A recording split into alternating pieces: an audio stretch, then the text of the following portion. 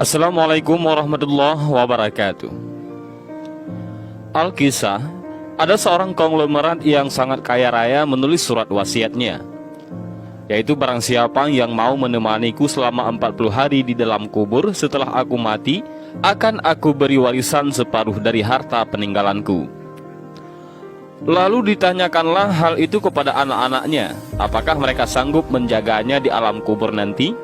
Tapi anak-anaknya menjawab, "Mana mungkin kami sanggup menjaga ayah, karena pada saat itu ayah sudah menjadi mayat." Keesokan harinya dipanggillah semua adik-adiknya, dan beliau kembali bertanya, "Adik-adikku, sanggupkah di antara kalian yang menemaniku di dalam kubur selama 40 hari setelah aku mati nanti? Aku akan memberi setengah dari hartaku." Adik-adiknya pun menjawab, "Apakah engkau sudah gila? Mana mungkin ada orang yang sanggup bersama mayat selama itu dalam tanah?" Lalu dengan sedih konglomerat tadi memanggil ajudannya untuk mengumumkan penawaran istimewanya itu kepada para penduduk. Akhirnya sampai jugalah pada hari di mana konglomerat tersebut kembali ke rahmatullah. Kuburnya dihias megah laksana sebuah peristirahatan termewah dengan semua perlengkapannya. Pada waktu yang hampir bersamaan, seorang tukang kayu yang sangat miskin mendengar pengumuman wasiat tersebut. Lalu tukang kayu tersebut dengan tergesa-gesa segera datang ke rumah konglomerat tersebut untuk memberitahukan kepada ahli waris akan kesanggupannya. Keesokan harinya dikebumikanlah jenazah sang konglomerat. Si tukang kayu pun itu turut ke dalam liang lahat sambil membawa kapaknya. Yang paling berharga dimiliki si tukang kayu hanyalah kapak untuk bekerja mencari nafkahnya. Setelah 7 langkah para pengantar jenazah meninggalkan area pemakaman, datanglah malaikat mungkar dan nangkir ke dalam kubur tersebut. Si tukang kayu menyadari siapa yang datang. Ia segera agak menjauh dari mayat konglomerat.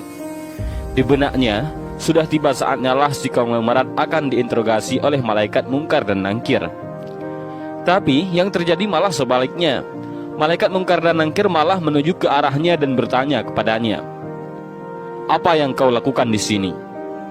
"Aku menemani mayat ini selama 40 hari untuk mendapatkan setengah dari harta warisannya," jawab si tukang kayu. "Apa saja harta yang kau miliki?" tanya mungkar nangkir. "Hartaku cuma kapak ini saja, untuk mencari rezeki," jawab si tukang kayu. Kemudian mungkar dan nangkir bertanya lagi, "Dari mana kau dapatkan kapakmu ini?"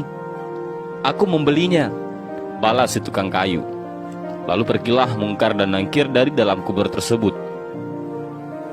Besok di hari kedua, mereka datang lagi dan bertanya, "Apa saja yang kau lakukan dengan kapakmu?"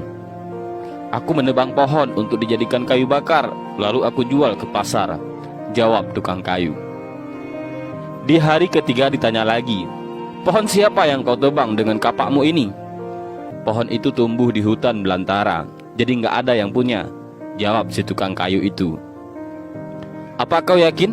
lanjut malaikat. Kemudian para malaikat pun hilang.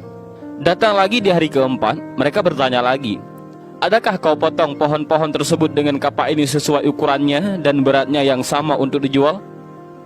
"Aku potong dikira-kira saja, mana mungkin ukurannya bisa sama rata," tegas tukang kayu. Begitu terus yang dilakukan malaikat mungkar dan nangkir. Datang dan pergi sampai tak terasa sekarang 39 hari sudah. Dan yang ditanyakan masih berkisar dengan kapak tersebut. Di hari terakhir yang ke-40, datanglah mungkar dan nangkir sekali lagi bertemu dengan tukang kayu tersebut. Berkatalah mungkar dan nangkir, "Hari ini kami akan kembali bertanya soal kapakmu ini." Belum sempat mungkar dan nangkir melanjutkan pertanyaannya, si tukang kayu tersebut segera melarikan diri ke atas dan membuka pintu kubur tersebut. Ternyata di luar sudah banyak orang yang menantikan kehadirannya untuk keluar dari kubur tersebut. Si tukang kayu dengan tergesa-gesa keluar dan lari meninggalkan mereka sambil berteriak, "Kalian ambil saja semua bagian harta warisan ini, karena aku sudah tidak menginginkannya lagi." Sesampai di rumah, si tukang kayu berkata kepada istrinya, "Aku sudah tidak menginginkan separuh harta warisan dari mayat itu. Di dunia ini, harta yang kumiliki padahal cuma satu, kapak ini. Tapi malaikat mungkar dan nangkir selama 40 hari yang mereka tanyakan dan persoalkan masih saja di seputar kapak ini. Bagaimana jadinya kalau hartaku begitu banyak? Entah berapa lama dan bagaimana aku menjawab." Dari Ibnu Mas'ud radhiyallahu an dari Nabi Muhammad sallallahu alaihi wasallam bahwa beliau bersabda, tidak akan bergerak tapak kaki anak Adam pada hari kiamat hingga ia ditanya tentang 5 perkara, yaitu umurnya untuk apa dihabiskannya, masa mudanya kemana dipergunakannya, hartanya dari mana ia memperolehnya dan kemana dibelanjakannya, ilmunya sejauh mana diamalkan. Hadis riwayat Tirmizi. Dan inilah sedikit kisah tentang seseorang kaya yang meninggal dunia dan ia ingin ada orang yang menemaninya selama 40 hari di dalam kubur dengan imbalan separuh hartanya. Namun orang yang berhasil melakukan tugas tersebut malah tidak menginginkan harta si orang kaya itu. Dan mudah-mudahan kisah singkat ini bermanfaat bagi kita semua. Amin ya rabbal alamin. Wallahu a'lam bishawab. Assalamualaikum warahmatullahi wabarakatuh.